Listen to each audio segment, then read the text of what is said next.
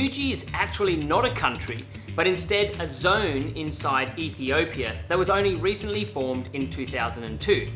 I'm Ride, your Chief Espresso Officer, and today I'm going to look at why Guji is on the rise to become one of the greatest coffee producing zones in the world.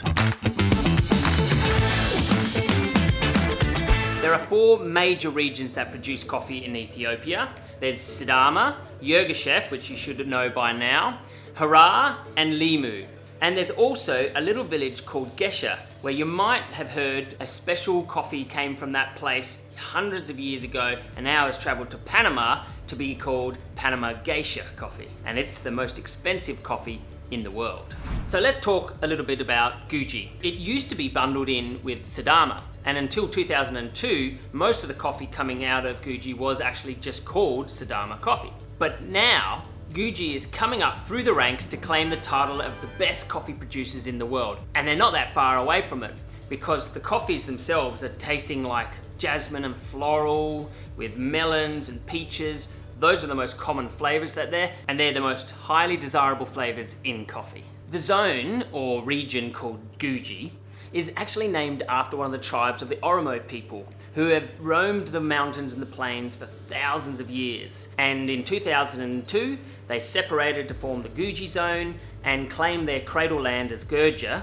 and now there's about 5 million people living there. Now the land of the Guji zone is mountainous and rocky with rich and volcanic red soil, which is rich and fertile and perfect for carrying those nutrients that the coffee trees need to get those intense and sweet flavors. So coffee farming and coffee in general runs deep within the culture of the Guji people, with their philosophies being very special in the fact that they don't push their trees or their farms too far and use fertilizers and pesticides. In fact, they have a saying, which I'll quote, and that is to only use what nature provides us, not to try and produce more. And the coffee ceremonies are also a big part of this culture, with the community and families and friends coming together for 2 or 3 times a day to do these coffee ceremonies, and some of these are lasting 2 or 3 hours, but it's all about honoring that social connection. Now, the coffee ceremony in the Guji region is extremely important to their culture. It's called a buna, and it has very specific rules to go with it. It starts by roasting the coffee beans in a pan over an open flame. Then, once they're roasted, they're hand ground down into a fine powder using a mortar and pestle mostly. Then they slowly brew it in this device called a jabana, and then they finally serve it up with some water and lots of sugar. They never serve it with milk, however. But the second time round, they use the same coffee grinds and add more water to brew it a second and a third time. And even though these second and third times don't taste as good as the first time, which you'd know if you've watched any of my videos on how to brew coffee, they might not taste as good, but they are equally as important as that very first time. This particular coffee is from the Hambela washing station in a little town called Bulehora. Because the Guji farmers don't have a lot of land and they don't have that many coffee trees to look after, they collect all of their harvests and compile them together, take them to Hambela washing station to get processed and then shipped out to us. Now, these particular beans, or seeds as they're actually known, are a variety called heirloom. But heirloom's not very accurate, because if you can see closely, there are actually a lot of different size cherry seeds in there, and that's because they're not all the same variety. Because in Ethiopia, they refer to any coffee tree that's been growing for more than 50 years and a variety that's older than that as heirloom, which gives it a big blanket sort of variety name.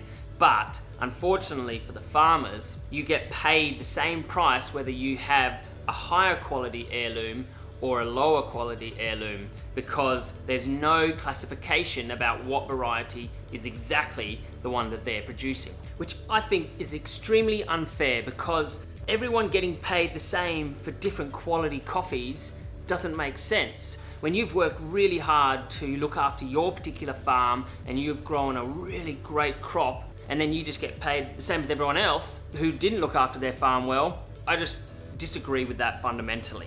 So why we are working with Hambela Washing Station is because they don't do that.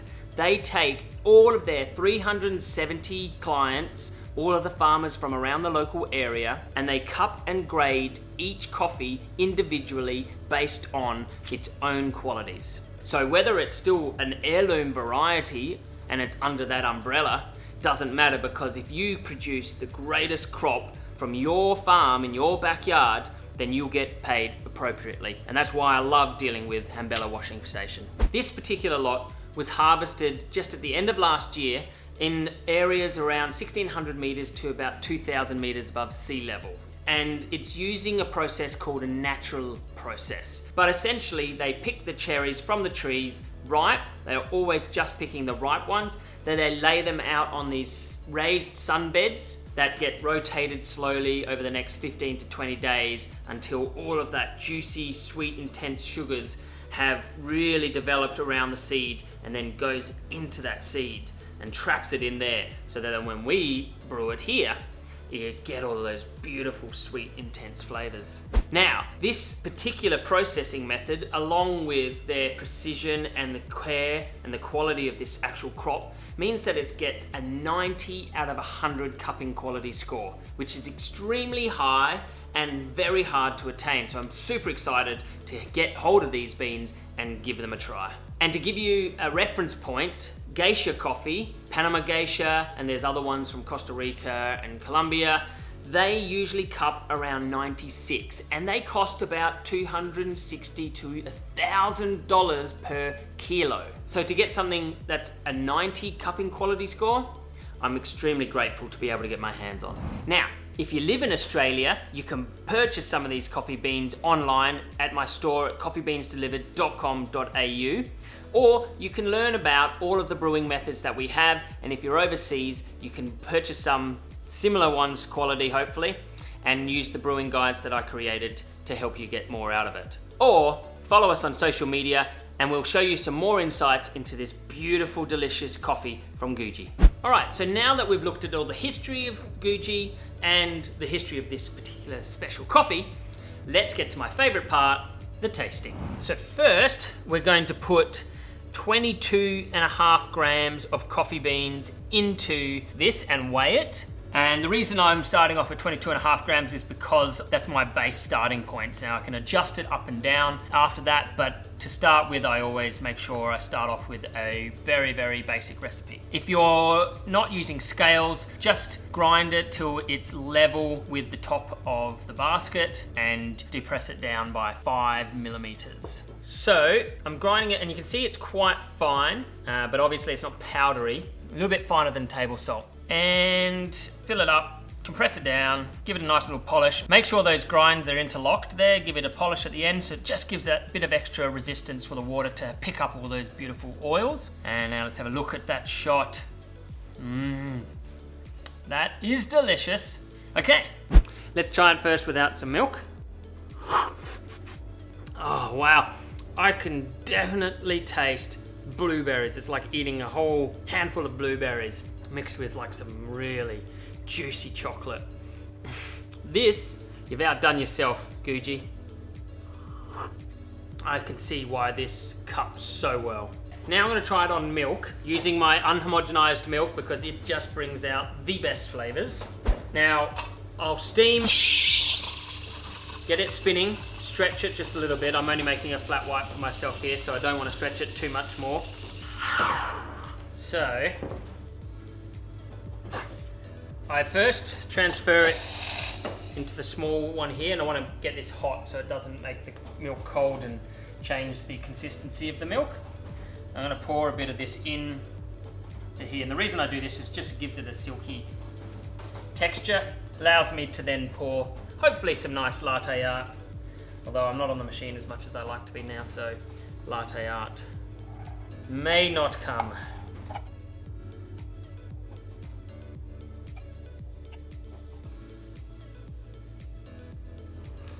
Well, need to get better at my latte art, but that's all right. And now we can try it on milk. Oh, that's so good. Yeah, that really is really nice.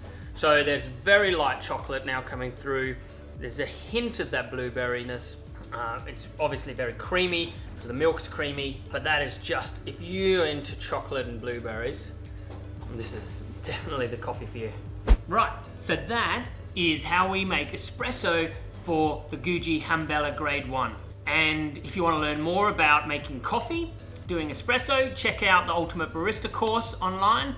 Or if you want to learn more about the Guji coffee, go to coffeebeansdelivered.com.au, and they've got the entire range of coffees we have available there, including this delicious drink from Guji. Okay, now let's try this as a V60 pour over. So I'm just waiting for the kettle to boil and we'll get started.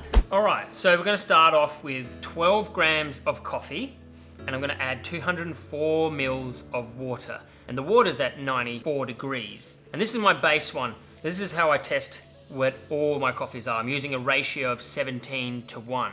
So I'll put the grinds in. I'll wet the paper first, then I'll pop the grinds in. And now I'm gonna do what's called a bloom. And that's just 50 mils straight onto there just to help oxidize the coffee. It helps it degas, blooms a bit. And I'm gonna let it sit for about 30 seconds. And now I'm gonna pour in another 100 mil and then wait another 30 seconds. And I'm gonna finish it off, pour in the last 54 mils in and just let it sit for about a minute, and then we'll be tasting it. So bright and orange, ochre colors. Just stunning. And it smells, just like jasmine tea. You know, just that florally tea. Oh, that is stunning. It's so delicious. It's just perfectly balanced. A lot more of that sort of floral flavors coming through, and even some sort of mandarin. Yeah. It's interesting how it's developed. There's definitely some blueberries in there, but I'm using this particular recipe, I'm tasting a lot more of that mandarin acidity. That's just so smooth.